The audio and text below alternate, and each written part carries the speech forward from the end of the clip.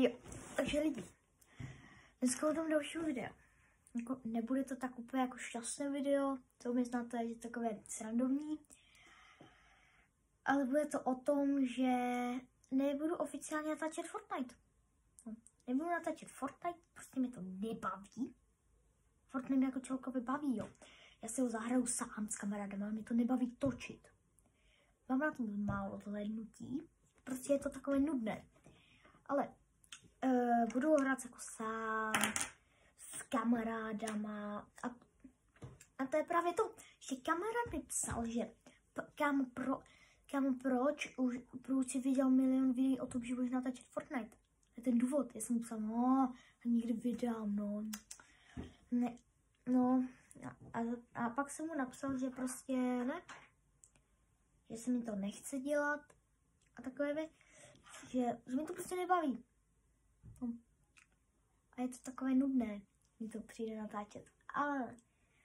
Ale samozřejmě, že někdy vyjde video, třeba prostě někdy prostě natočím short, kde jsme dělali něco s kamarádem. Ale na to se můžete těšit místo Fortniteu. Budu natáčet jiné hry.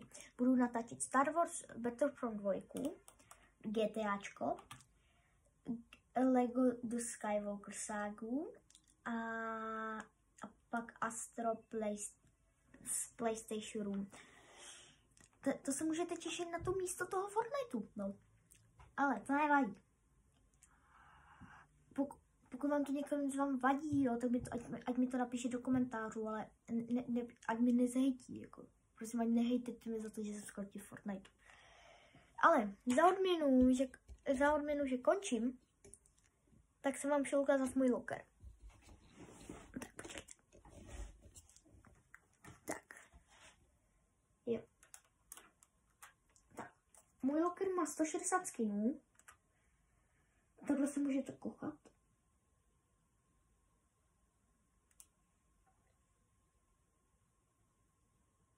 Tak.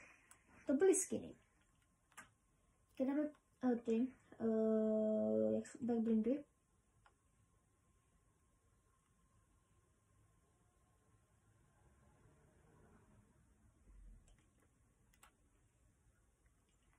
Pak tady tyto pickaxy.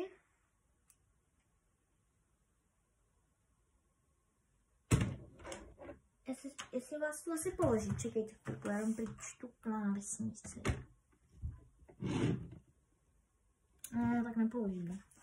Tak, pickaxy, no.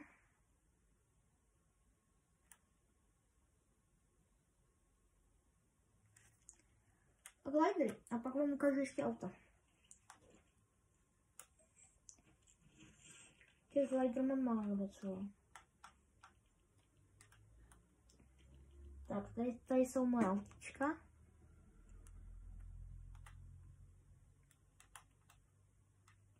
Tak, to jsou všechny.